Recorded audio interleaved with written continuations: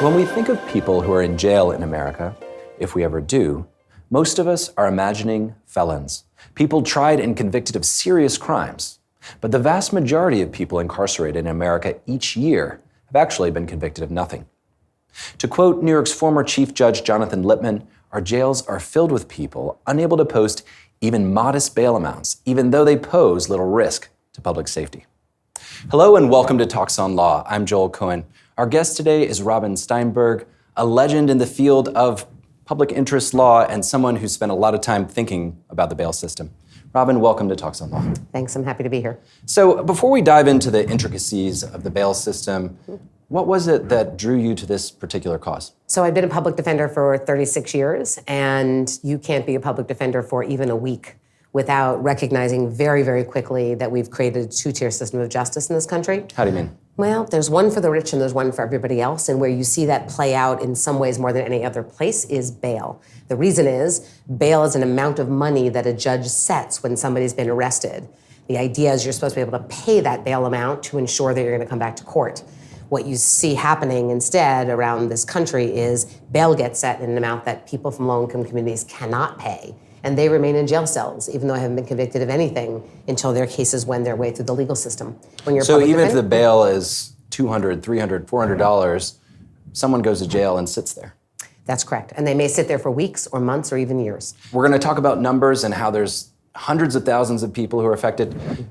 Let's talk about one. Give me one example of someone that you've seen in your years as a defender who was negatively affected by this system. So somebody who actually now works on our staff of the Bail Project, Ramel, was arrested for riding his bicycle on the sidewalk. And serious crime? Serious crime. Got into an argument with the police when he demanded to know why he was being stopped. An argument ensued. He wound up on the ground. They handcuffed him. They took him to jail. They charged him with resisting arrest and riding his bicycle on the sidewalk. Okay, so serious crime, I was obviously being sarcastic. Obviously. This is a misdemeanor at best, I would imagine? Yeah, well, an administrative code violation, and then the resisting arrest is even a misdemeanor. Is even a misdemeanor. And now he's sitting in jail. So he gets taken to court. A judge sets $1,000 bail. Ramel can't make the $1,000 bail. He lives in the South Bronx. He's from a low-income community. His family can't put together that kind of money. People from low-income communities are making decisions about, do I pay my rent? Do I feed my kids? Right? What do I do? Do I pay bail? So he couldn't pay the bail. And he was shipped off to the boat, which is, by the way, a floating jail that sits on the East River here in New York City. There's a floating jail in the East River? There is a floating jail that holds almost 900 men, mostly black and brown, every single night, who have not been convicted of crimes in New York City. So he's sent to this floating jail and he sits there? He sits there for almost a week. And just as everything is beginning to fall apart, which is what happens when you're in jail, even for a short amount of time, right? Job, family, children. It's not as though you can keep making an income, you can't show up, you might get fired? Can't even take your kids to school, right? Can't do anything. He's sitting in jail for almost a week, and the Bronx Freedom Fund comes in and actually pays his bail, and preventing him from pleading guilty to go home. That's exactly. So the Bronx Freedom Fund, we're going to talk about a few different organizations. Yep. This was an organization that you launched? Yes, that I co-founded in 2007. Okay, so 2007. Why don't we? There's a lot with you, and I mean that in the best of possible ways. Thank you. You founded or co-founded the Bronx Defenders? So the Bronx Defenders I founded in 1997 with a group of 8 people. And it's now grown to be? 320 people and serves over 30,000 people in the South Bronx every year. So a massive public defender here in the New York area. Correct. From there, you mentioned you saw this bail problem, and that turned into what? So while I was the executive director of the Bronx Defenders, it became clear that there was this issue around bail. And in 2007, actually my husband David and I co-founded the Bronx Freedom Fund, which was its own 501c3 not-for-profit, but was really designed to use philanthropic dollars to pay bail for people from the Bronx who couldn't afford bail. And that actually ran into a little bit of a legal kerfuffle in and of itself. It certainly wound up in a big fight. Wasn't even a little legal kerfuffle, it was a huge fight. We had been providing bail assistance for years, and all of a sudden, one of the judges in Bronx criminal court decided when he found out what was going on, he didn't like that. And what was the argument? It's against public policy for some reason that you're helping criminals? So the argument sort of moved a little bit. At first it was lawyers aren't allowed to pay bail for clients, and I think it's because he didn't recognize it was a separate organization, and decisions were being made independent of the public defenders. And then it was, it's violating the insurance laws, and then it was, it's not ethical, and there was a whole moving target. At the end of the day, what's very, very clear now is that not-for-profit charitable bail organizations are 100% legal in New York and elsewhere, and philanthropic dollars can be used to pay bail for people. So I like to think that is progress, but yes, we did have a legal battle. Are there any, this is a little bit on the side, but are there any limitations? Can you pay bail for any particular crime? Does it have to be nonviolent? So New York State is the only place that has any explicit rules around not-for-profit charitable bail organizations, and it is that you can't pay bail more than $2,000, and it must be for misdemeanors. Most places around the country are silent on the issue altogether. Okay, so we've already mentioned a few organizations that you've started and that have gone on to do amazing things. Mm-hmm. We have to talk about the Bail Project. Okay. Tell us. So the Bail Project is an unprecedented effort to actually attack mass incarceration at the front end of the legal system before incarceration happens. What do I mean? It is taking the Bronx Freedom Fund model. You've explained this before, I can tell. I have. It's taking the Bronx Freedom Fund model of a revolving bail fund, right? And when I say revolving bail fund, here's how this happens. When you pay bail and somebody comes back to court for each appearance, at the end of the criminal case, regardless of what the disposition is of the case, the bail money comes back. So you can create a revolving fund, right, where $1 you put into the fund can be used over and over and over again as long as people come back to court. Fascinating. We took that model, and the Bail Project is our effort to scale it nationally to jurisdictions across the country where there are lots and lots of people sitting in jail cells simply because they don't have a bank account big enough to pay it. So the Bronx Freedom Fund was sort of a test case, and now the Bail Project is the national rollout. Precisely. So the Bronx Freedom Fund was our pilot project, and it is the proof of concept, frankly, that enables us now to scale it nationally, hopefully to 40 different sites over the next 5 years. Before we go too far, why don't we figure out what the bail system is? For most of us, it's basically some side note in a movie. Mm-hmm. Bail, what is it? So bail was designed to create an incentive for people to come back to court. That was its purpose. Right? The system has an interest in people coming back to court. So the theory was if you set bail in an amount that was simply enough for somebody to afford to pay, you'd create skin in the game, and they'd come back to court. It sounds to me like the issue isn't necessarily with bail itself, it's with the numbers. It's with, the amount the judges are setting.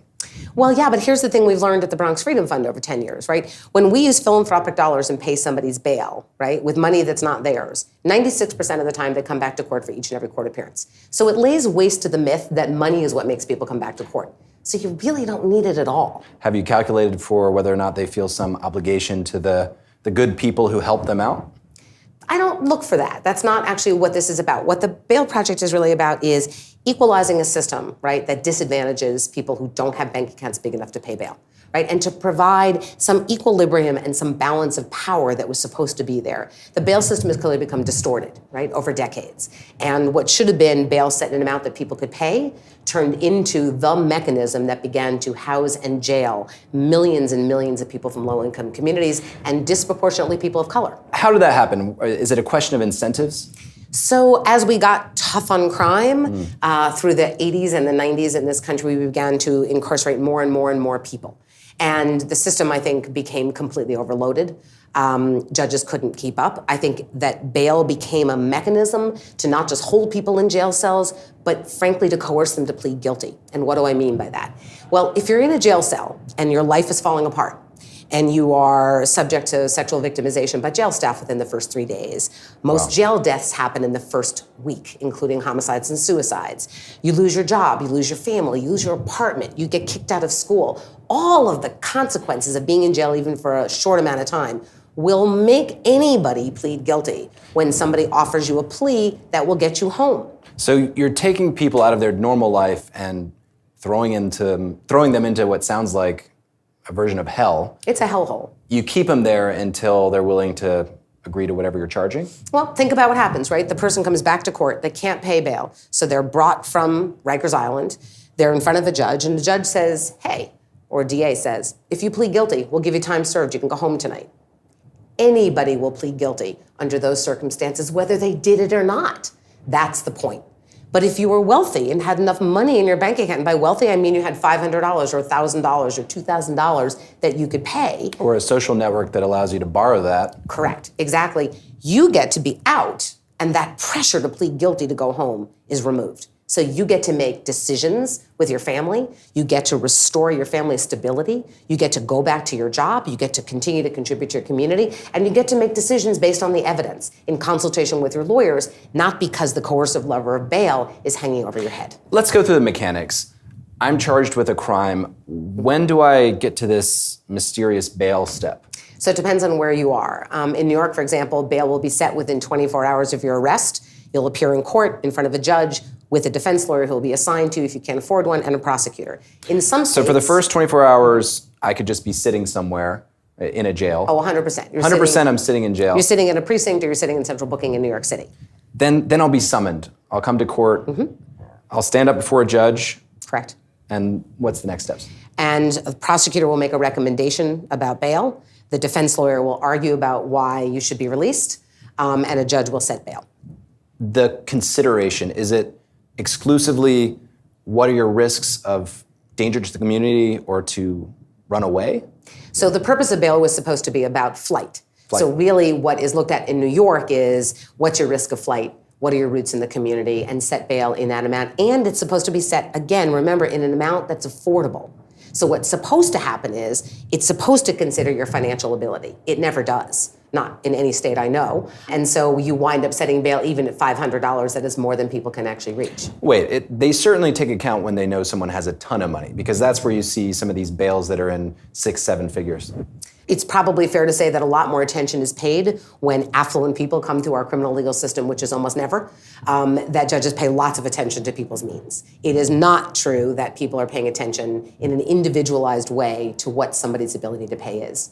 Fascinating. So there's probably more attention being paid to people who have a lot of means, and maybe it's harder for the judges, or they're not making the effort when people have no means or limited means. I think there are a lot of assumptions about what means actually are and how much money people actually have, and it is inconceivable to most judges that $500 or $1,000 is beyond people's means. It is beyond most people's means in this country. That's the shocking fact. Most people? Most people. Mm-hmm. So they assign a bail. How long do you have to scrape that money together? Well, you will sit in a jail cell until you scrape the money together. Or if you're lucky enough, until a bail fund comes in and lends you some bail money, right? That's what's going to happen. So you sit there as long as it takes. You could sit for months, you could sit for years. Before we move on, I just want a little more clarity. So if my attorney is holding $500 in his pocket, he can immediately, after the hearing, walk up, pay someone, and I'm free to go. Well, yes, your attorney doesn't do that, but somebody could do that on your behalf if you had those resources.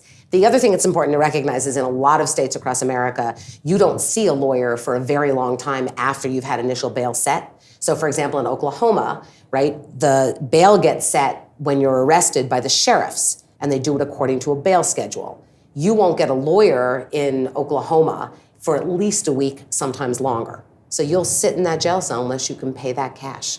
Or if you're lucky enough, a week's time can be enough to completely uproot someone's life. Even a few days in jail can destroy somebody's life and create a cascade of destruction that's very, very hard to recover from. You said it could be years. That's correct. There are people sitting in jail awaiting trial for years? Well, lots of people might remember the tragedy about Khalif Browder, who sat on Rikers Island for years. Tell us about Khalif. So he was a young man who was charged with stealing somebody's backpack.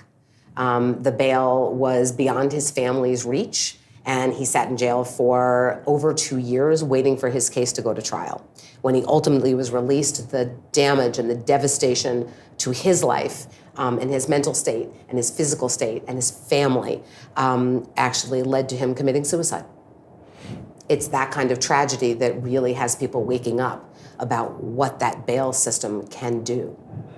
2 years sounds like more than he would have gotten even if he was immediately convicted of stealing a backpack. No question about that. And then you think about people who are being held in for years on cases they go to trial on and they're ultimately acquitted. They never get that time back. Some of us have seen ads for bail bondsmen. Sure. Your organization will help people with the money they need for their bail. What about these other organizations, these for-profit organizations that post bonds. I don't even know what it means. Maybe you can explain. Sure. So you're quite right. The Bronx Freedom Fund, community bail funds, the Bail Project, those are not-for-profits. And they pay people's bail with philanthropic dollars, right, to let them get out of jail cells. The bail bond industry grew out of, frankly, the unaffordable cash bail that was being set by judges across the country. So what it meant was families couldn't make that bail, and a private industry came in, called the bail bond industry, and realized if they charge families 10% of the amount a judge sets, they then will go to court, pay that amount, and then hold the family on the hook for the rest of it. It is an industry that is worth billions and billions of dollars. So it's essentially a short-term loan to cover this bail. Look, it feeds off the backs of low-income communities and communities of color who have no other option to get their loved ones out other than to pay a fee to a bail bondsman, right, who then allegedly takes responsibility for your returning to court. But it may still be better than them actually sitting in jail. I mean, obviously it's not a perfect system. I mean, look, it is a form of predatory lending. There's no way around that. And it really results from systemic problems and systemic, injustice that we have in this country. But it grew out of unaffordable bail being set. But I think you would ask anybody who had a loved one sitting in a jail cell, would you rather pay a bail bondsman 10% and get your loved one out to bring them home, right, and keep them safe, or have them sit in a jail cell? People will scrape up whatever they can to pay the bail bondsman whatever they can. And then they're on the hook for it to the bail bondsman, who charge enormous interest rates forever. Let's talk about some of the impacts that this can have to an individual when they're being held in this way. Sure. So even a few days in jail can completely destabilize somebody and their family. You can lose your job, you can get evicted, you can jeopardize your immigration status, you can be thrown out of school. It can affect custody. You can even lose custody of your children. So it has dramatic and unalterable consequences for lots and lots of people. For their families who are on the outside, who have now been destabilized. They may have lost their breadwinner, they may have lost their mom, right, to a jail cell. So it has that destabilizing impact. And obviously it's removing people from communities who are contributing in other ways to their community's health. What's interesting about it and most shocking about it is it's not necessary.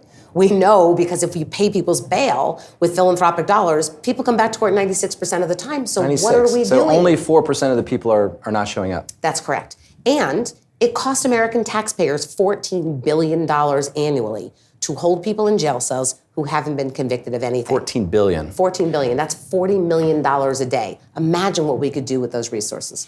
Is that the money that we're actually spending on holding these people, or is that also accounting for their lost earnings and the impact when it comes to costs for their children, et cetera? It's a great question. The $14 billion annually is just incarceration costs. If you were to calculate the collateral costs, it's close to $140 billion. $140 billion. As you mentioned, many of these people are ultimately acquitted of any charges. Sure. So it's not only unfair, it's not only inhumane, it's not only unjust, it's completely unnecessary. So why is it still going on? Systems are hard to change.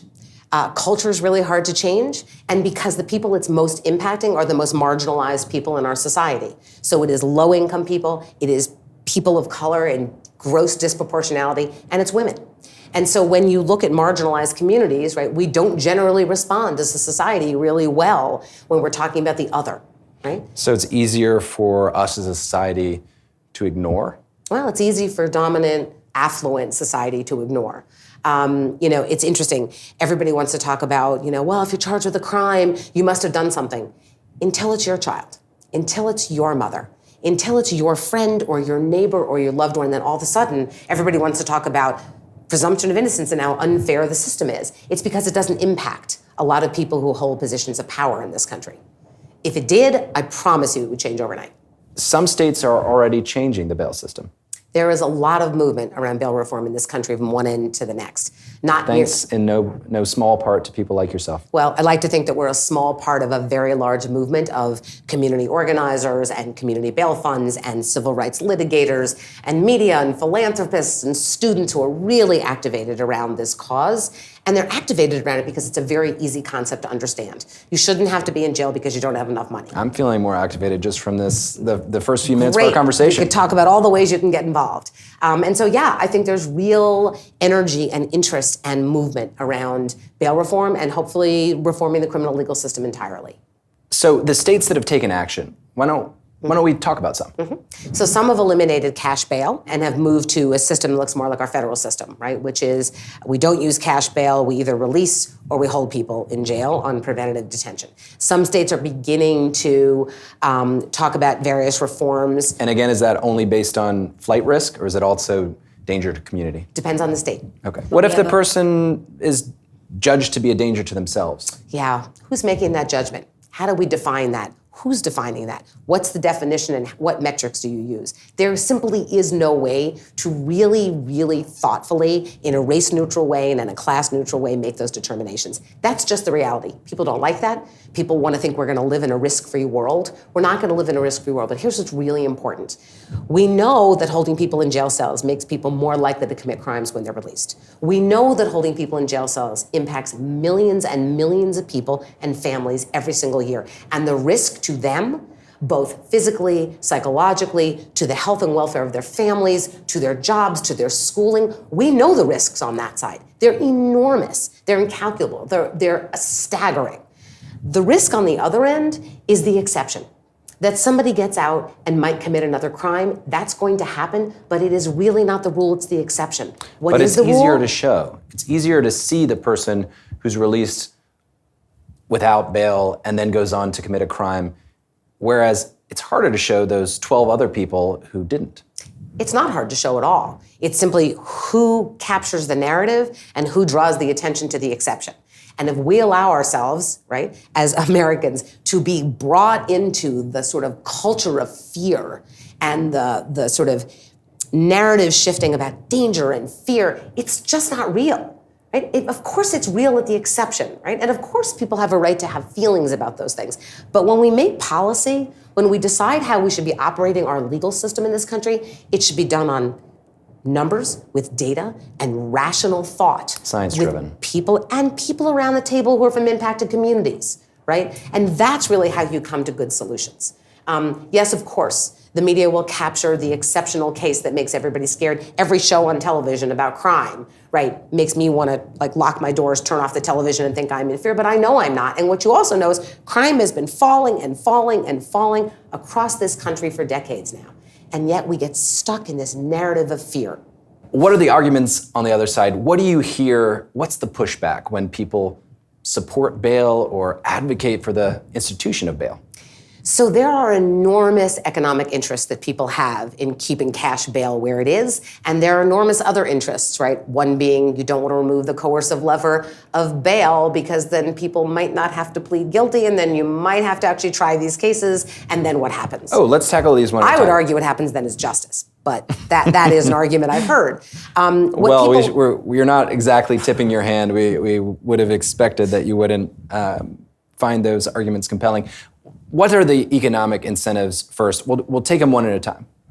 So people have vested interest, the bail bond industry has a vested interest in keeping cash bail where it is, right? So this is a multi-billion-dollar industry. Correct. That's lobbying. Correct. Look, I would argue that the criminal legal system, everybody who operates in it has an economic interest in keeping it the size it is. I'd argue that everybody in jails across the country who work in those jails have economic interests. We all do, right? That includes public defenders and prosecutors and judges. The whole system should be downsized and re-envisioned, right? And we should take the talent and take the skills of the people working in it and resource them somewhere else, right? The system should not exist the way that it does now. The reach of it has grown completely out of control and enormous over all these years. How long has it been since the first bail fund was created?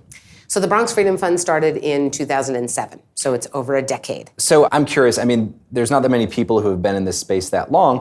What are some of the lessons? What have you learned from the process? So we certainly have learned that cash bail is completely unnecessary to ensure that people will come back from court, and that's really important. But here's what else it has also proven to us that I think is equally important. As we see bail reform moving forward, what you don't want to allow to happen is a different kind of oppressive, unnecessary, and unjust system to be created. So it's a little bit like whack-a-mole. It's like you put one thing down in the system and something else pops up that is equally unfair, unjust, right? And so what you don't want to see, what the bail fund is able to do is to prove all you have to do is release people on their own recognizance. You don't need ankle bracelets. You don't need systems of surveillance. You don't need supervision. You don't need people, frankly, peeing in cups to see if they're using drugs. All you need are effective notification systems to ensure that people know when to come back to court, and they will come back. So what you don't want to do is do away with cash bail and then create these new systems of surveillance and supervision, by the way, that are only surveilling and supervising low-income communities and communities of color, right? And create a different form of oppression on that side. So it's really important that as these reform movements move along, that we stay very, very alive to what's replacing it. So you've seen somewhere around, you said 96% of your what do you call them? Your recipients? Yeah, bail recipients. Your bail recipients? Sure. Clients. Your clients? Mm-hmm. Showing up in court? Yes. Are these organizations that you're working with, are they providing additional services to remind them, to help them to show up? Sure. So the Bail Project and the Bronx Freedom Fund have people on staff who we call bail disruptors, who are a lot from local communities. Many are formerly incarcerated or have been impacted by the system themselves, right? And they provide support for people once the bail gets paid. So they identify the clients, interview the clients, pay the bail, but then they provide support. They either connect them to services that they may need, services they may want that already exist in their local communities, or a problem may come up that might prevent somebody from coming back to court. And then there's the phone call. I don't have childcare. I don't have a way to get to court. Right? I don't have a Metro card, or my gas ran out of, my car ran out of gas in Oklahoma. And then the bail disruptor helps problem solve. How can we help with that problem, and how can we ensure that people can get back to court? Now you're working on taking things to a much larger scale. Mm-hmm. The Bail Project, this is a national project. Yes. What are the goals? So the goal is to take the Bronx Freedom Fund model that we built over the past decade and scale it across the country. The goal is actually to get into high-need jurisdictions where lots of people need bail assistance, right? To set up sites on the ground with local bail disruptors from local communities who have been impacted by the system themselves or are formerly incarcerated themselves, and allow them to begin the work of paying people's bails with philanthropic dollars. While we're doing that, we're gathering data, we're gathering human stories. We're trying to prove the case that all you need to do is release people on their recognizance and they'll come back to court.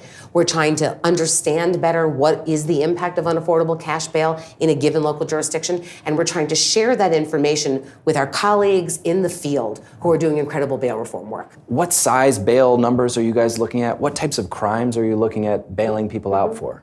Criminal justice is incredibly local. Right? So how systems operate are really, really local issues. And so when we get our bail disruptors to open up a site, they dig into the local culture and they understand what's happening, right? And they will do the interviews with clients based on, do we think they're going to come back to court? What kind of services can we provide to make sure people come back to court? And that's really what we're looking at. So you're giving some flexibility to the local branches or the local offices? Sure. There's flexibility that will allow local jurisdictions to understand the unique circumstances of their own communities, right? That's what it's all about. We know, for example, in Oklahoma, right, the biggest barrier to coming to court is transportation. Right? There's no subway, there's no mass transit that you can just get people to court. So we have to problem solve that, right, with a client to make sure that they're going to get back to court. Let's talk about the breadth. How many people are you able to help? What's the scope of this mission? So the scope of the mission is obviously to help as many people as we can, right, in as many places as we can. Our current estimates are that if we could raise enough money to create a $16 million bail fund, that's the dollars that literally revolve in the fund, we could reach as many as 160,000 people across America over 5 years. Obviously, if we raise more money, we can provide help for more people. And if we don't reach our targets, we'll have to do less. I'm likely setting myself up here, but is what you're doing with the Bail Project, is that getting in the way in some way of a more systemic reform of the bail system? Absolutely not. It is actually providing more evidence for systemic reform. What the Bail Project is a lifeline, an immediate lifeline, to address what can only be described as a massive human rights crisis in this country where we're holding people in jail cells who don't have enough money to pay their way out. What the Bail Project does is provide a lifeline for those folks that don't have that money to get them out while systemic reform takes hold. That's going to take time. It's going to take steps forward, steps back. That is a long-term problem. But people shouldn't be asked to wait in jail cells while systemic reform moves forward. It's unconscionable. Before we go, is there any parting wisdom or something you'd like to share on this topic? I think that all of us in this country have to grapple with what we have created in creating the criminal legal system as it exists right now. And grappling with that means every one of us has to understand the implications right, for ourselves as a society when we hold people in jail cells because they don't have enough money to buy their way out. And we have to grapple with what we really believe about ourselves. What we believe about ourselves is we have a fair and just legal system. We have a system where people are treated equally under the law. We have a system that treats people with humanity and dignity. And none of that is the reality. And we have to grapple with that as a nation. And then we have to grapple with, do we really believe in the presumption of innocence? Because if we do, what we do now in the bail context is completely unjustifiable, it's completely wrong, and it's obviously wildly unfair.